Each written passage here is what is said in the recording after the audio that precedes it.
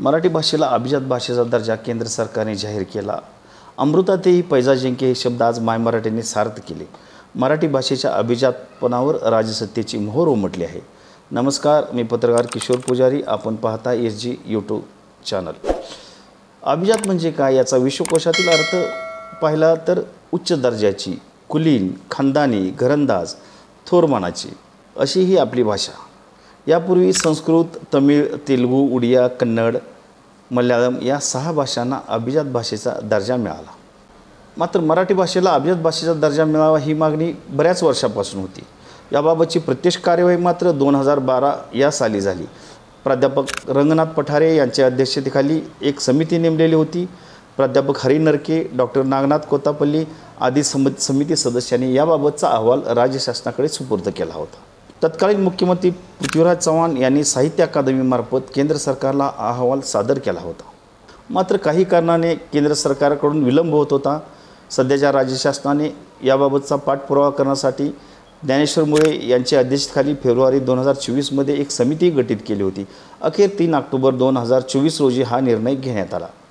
एखाद्या भाषेला अभिजात भाषेचा दर्जा मिळताना कोणते निकष पाहिले जातात तर त्यातील पहिला सर्वात महत्त्वाचा निकष म्हणजे भाषेची प्राचीनता, म्हणजेच ती भाषा 2000 वर्षाहून अधिक प्राचीन असली पाहिजे।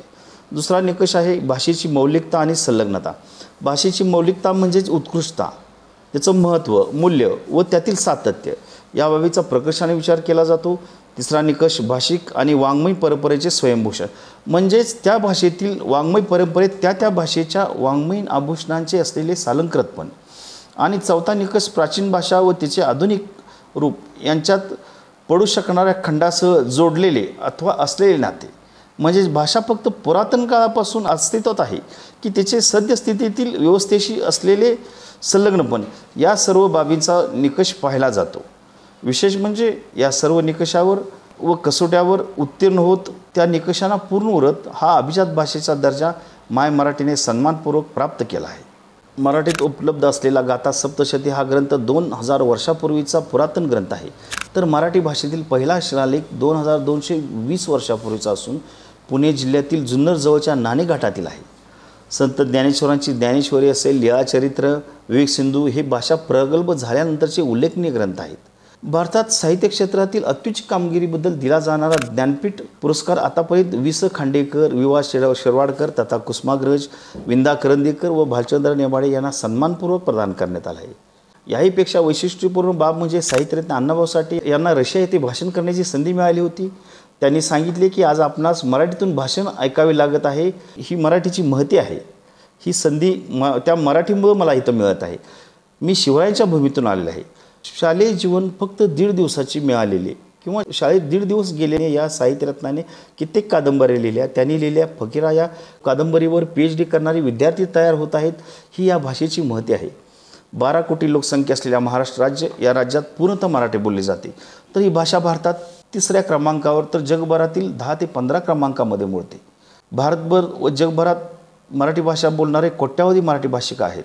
दरवर्षी मराठी भाषेत 2000 पुस्तके प्रकाशित होतात, 500हून अधिक देवाळ्यांक प्रकाशित होतात, छोटी मोठी 200हून अधिक साहित्य संमेलने होतात। विशेष म्हणजे देशातील एकूण ग्रंथालयापैकी 2500 ग्रंथालय एकट्या महाराष्ट्रात आहेत। मराठी भाषेतील अभिजात दर्जा प्राप्तीनंतर होणारे पहिल्या साहित्य संमेलनाच्या अध्यक्षा सांगलीच्या लोकसाहित्य व लोकसंस्कृतीच्या ज्येष्ठ अभ्यासिका प्राध्यापक तारा बळावकर यांची त्या संमेलनाच्या अध्यक्षपदी निवड झाली, ही फार आनंदाची गोष्ट आहे। मराठीबरोबरच पाली, प्राकृत, आसामी, बंगाली या अभिजात भाषांचा सध्या समावेश केला गेला आहे। हा दर्जा मिळाल्यानंतर त्या पाठीमागचे आपण राजकारण पाहू। अभिजात दर्जा मिळाल्यानंतर सर्व पक्षांमध्ये श्रेयवादाची लढाई सुरूच असणार आहे, पण मराठी माणसाच्या या प्रलंबित व जिव्हाळ्याच्या मागणीची आठवण लक्षात आणून विधानसभेच्या निवडणुका तोंडावर असतानाच त्यावर मार्ग निघणे हा राजकारणाचा भाग असू शकतो। नुकत्याच झालेल्या लोकसभा निवडणुकीत महाराष्ट्राने भाजप व सहयोगी पक्षांना अपेक्षित संख्याबळ न दिल्यामुळे महाराष्ट्राला किंबहुना मराठी भाषिकांना खुश करण्याच्या प्रयत्नांचा हा एक भाग असू शकतो। अथवा केंद्रात भाजप व मित्र पक्षांचे खासदार संख्या 303 वरून 240 वर आलेली आहे, हे याचे कारण असल्याचे राजकीय जाणकार सांगतात।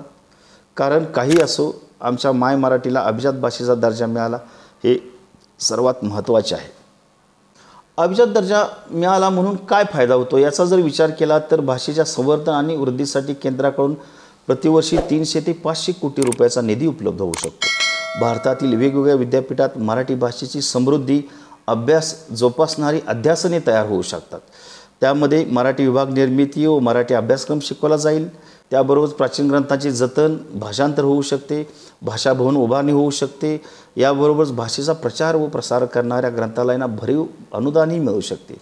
या सर्व बाबीचा विचार करता मराठी भाषेसाठी आपली भूमिका कोणती असावी याचा विचार केला तर 2000 वर्षापूर्वीची परंपरा असलेली ही अभिजात भाषा टिकवण्यासाठी आपण काय करतो याचा विचार करण्याची गरज आहे। अजाणत्या वयात ज्या भाषेचा साज आपल्या जिभेवर चढला ती भाषा मराठी ही अभिजात होती, ही भावनाच समाधानाची आहे, किंबहुना कृतकृत्य ठरवणारी आहे। तिचे संवर्धन व जतन करणे ही आपली नैतिक जबाबदारी आहे। याबाबत सध्या काय चालले आपण काही उदाहरणे पाहू। दक्षिण भारतीय चित्रपट आपण हिंदीमध्ये भाषांतरित करून पाहतो, पण आपल्या मराठी भाषेतील किती चित्रपट दक्षिणेत पाहिले जातात हा संशोधनाचा विषय आहे। आपल्या गावागावात शहरात परप्रांतीय व्यापारी आहेत, आपण त्यांच्याशी हिंदीत बोलतो। वास्तविक पाहता आपण त्यांच्याशी मराठीतून संवाद साधून त्यांनाही मराठी शिकण्यास बोलण्यास भाग पाडले पाहिजे। आज मुंबई महाराष्ट्राची म्हटली जाते, मराठी माणसांची म्हटली जाते, तिथे सर्वात जास्त हिंदी भाषा बोलली जाते। ही दुर्दैवाची बाब आहे। किमान मराठी माणसांनी मुंबईत राहिल्यास मराठी भाषेचा आग्रह धरणे ही गरज आहे। माझ्या घरात कुटुंबात mummy papa dad Maugham grandpa हे शब्द आहेत ते हद्दपार केले पाहिजेत। मुलांच्या वाढदिवसाला आपण भेटवस्तू देण्याऐवजी त्यांच्या बौद्धिक वयाला साजेल अशी मराठी पुस्तके भेट दिली पाहिजेत। मोबाईल वेड्या पिढीला पुस्तकाकडे वळले पाहिजेत। त्या अनुषंगाने मी आवर्जून उल्लेख करेन एका बाबीचा जी भाषा संवर्धनासाठी प्रयत्न करते। महाराष्ट्र साहित्य परिषदेची सांगली जिल्ह्यातील आटपाडी येथे एक शाखा आहे। आटपाडी तालुका म्हणजे पिढ्यानपिढ्याचा दुष्काळी तालुका, पण या दुष्काळी तालुक्याने महाराष्ट्र वाल्मिकी गदी माडगूळकर, व्यंकटेश तात्या माडगूळकर, शंकरराव खरात, नाथ इनामदार हे अखिल भारतीय साहित्य संमेलनाचे 4 अध्यक्ष दिले। या आटपाडी येथील साहित्य परिषद शाखा वाचन चळवळ वाढवण्यासाठी प्रचंड प्रयत्न करते आणि मराठी भाषेच्या संवर्धनासाठी व जपण्यासाठी एक आदर्श उदाहरण ठरेल इतपत काम करते। आटपाडीचे भाग्यविधाते श्रीमंत बाबासाहेब देशमुख यांचे जन्मशताब्दी वर्ष नुकतेच पार पडले। 1 लाख पुस्तक वाचनाचा स्तुत्य उपक्रम या आटपाडी शाखेने यशस्वीपणे पार पाडला। तर जिल्हा परिषदेचे माजी अध्यक्ष अमरसिंह देशमुख यांच्या वाढदिवसानिमित्त प्रतिवर्षी वाचन आकलन हा नेमका उपक्रम घेतला जातो। यामध्ये विद्यार्थ्यांना फक्त पुस्तक वाचून काढायसाठी दिले जात नाही, तर त्याबाबतचे आकलन किंवा त्या पुस्तकातून त्याला काय समज मिळाली हे लिहून पाठवायचे व त्यांना बक्षिसं दिली जातात। त्यामुळे विद्यार्थ्यांना पुस्तकं ही वाचावीच लागतात, त्याचे महत्त्वही कळते। विशेष म्हणजे या उपक्रमात तालुक्यातील सर्व माध्यमिक उच्च माध्यमिक शाळा व बहुतांश प्राथमिक शाळा सहभागी होतात। त्याबरोबरच इतरही 20 जिल्ह्यातील बऱ्याच शाळा आणि 4 राज्यातील वाचनप्रेमी सहभागी होतात। शाखेच्या वतीने वाचनकट्टा हा व्हॉट्सअप ग्रुपही चालवला जातो, त्यावरही साहित्याबद्दल चर्चा होत राहते। याचा आदर्श घेऊन प्रत्येक तालुक्यात असा उपक्रम राबवल्यास मराठी भाषेचा अभिजात दर्जा मिळाल्याचे सार्थक होऊ शकते। मराठीच्या संवर्धनाचे नेमके प्रयत्न होऊ शकतात। शेवटी सांगायचं इतकंच की मराठी भाषा अभिजात आहे, ती अक्षय व्हावी यासाठी आपणही काही योगदान देऊया। इतकंच। धन्यवाद।